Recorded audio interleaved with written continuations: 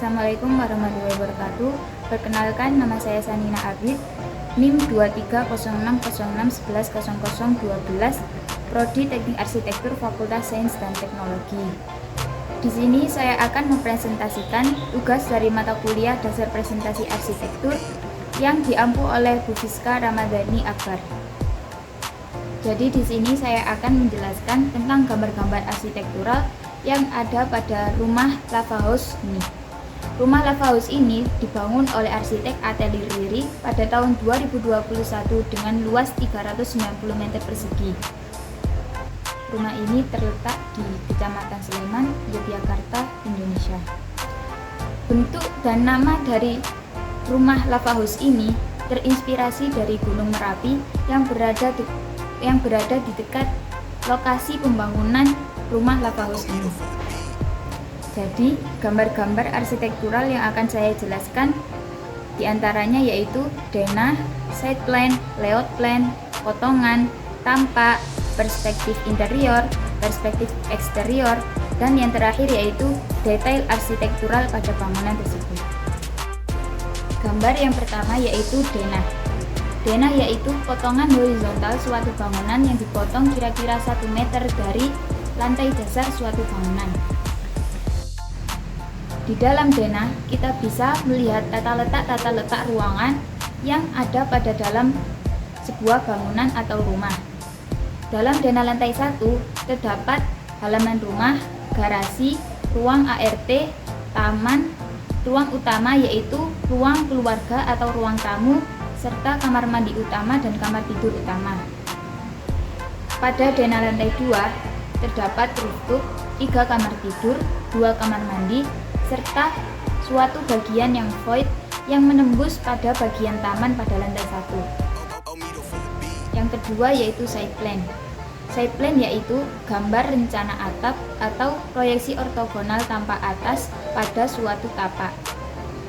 Pada suatu tapak rumah Lava House ini terdapat beberapa bangunan yang berada di sekitar rumah ini. Di antaranya yaitu rumah-rumah warga, 2 lapangan, dan 1 pondok pesantren. Yang ketiga yaitu layout plan.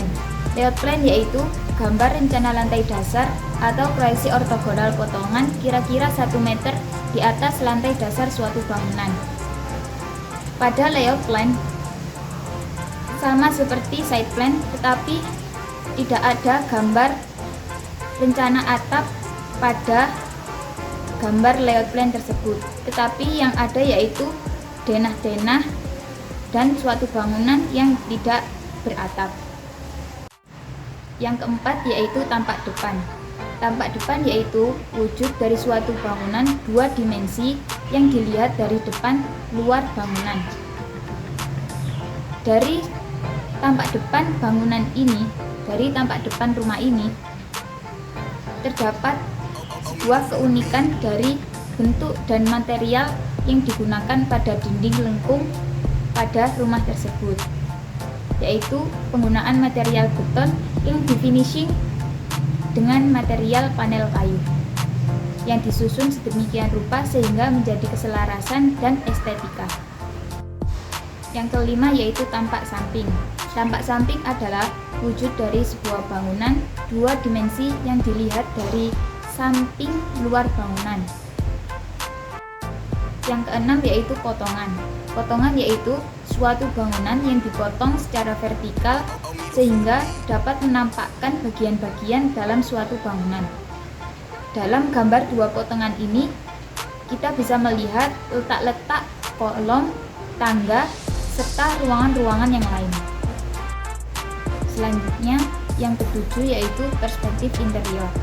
Perspektif interior yaitu gambar interior suatu bangunan dengan sudut pandang tertentu yang memiliki kedalaman dan titik hilang. Pada perspektif interior ini, saya menggunakan 1 titik hilang pada ruang tamu dan 2 titik hilang pada kamar tidur. Ciri khas dari interior rumah ini yaitu material finishing pada dinding, yaitu penggunaan panel kayu yang disusun sedemikian rupa. Tidak hanya itu, pada interior yang saya rancang ini saya menggunakan keselarasan warna yaitu warna biru, abu-abu, serta coklat yang dapat menyatu dalam satu kesatuan warna. Selanjutnya yang ke-8 yaitu perspektif eksterior. Perspektif eksterior yaitu gambar eksterior yang dilihat dengan sudut pandang tertentu yang memiliki kedalaman dan titik hilang. Pada perspektif eksterior ini, saya menggunakan dua macam titik hilang, yaitu satu titik hilang yang saya gunakan pada perspektif depan rumah dan dua titik hilang pada sudut pandang manusia yang dilihat dari ujung depan suatu bangunan tersebut. Pada kedua gambar perspektif eksterior ini, kita dilatih untuk menggambar serealistis mungkin sehingga siapa saja yang melihat akan bisa merasakan suasana luar dari rumah yang dibangun. Dan yang terakhir yaitu detail arsitektural. Detail arsitektural yaitu penjelasan mengenai detail-detail konstruksi serta detail-detail material yang digunakan pada suatu desain. Yang pertama yaitu detail tangga. Tangga pada rumah ini yaitu memiliki keunikan dengan bentuknya yang seperti ruangan terowongan yang akan membawa kita naik ke lantai 2. Selain itu terdapat juga keunikan-keunikan pada tangga ini, yaitu pada anak tangga. Setiap anak tangga, di bawah anak tangga tersebut terdapat lampu LED strip yang dapat digunakan sebagai estetika dan penerangan saat orang berjalan naik ke tangga. Tidak hanya itu, terdapat juga keunikan material yang berada di dinding yang menutupi ruangan tangga dari lantai 1 ke lantai 2, yaitu penggunaan material beton yang difinishing dengan panel-panel kayu. Yang kedua yaitu detail arsitektural pada fasad bangunan ini. Pada fasad bangunan ini terdapat keunikan yaitu dinding lengkung pada area depan rumah tersebut. Material yang digunakan yaitu material beton dengan material finishing yaitu panel kayu yang seperti pada tangga yang tadi. Selain itu, saya juga menjelaskan bagian atap pada bangunan ini.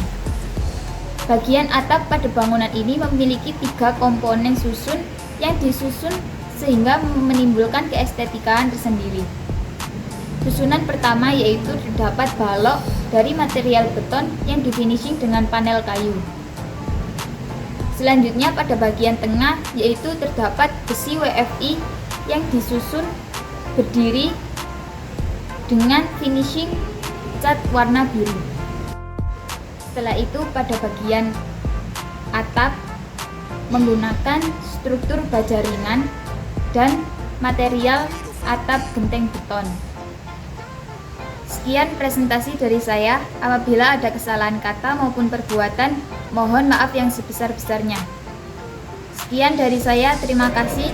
Wassalamualaikum warahmatullahi wabarakatuh.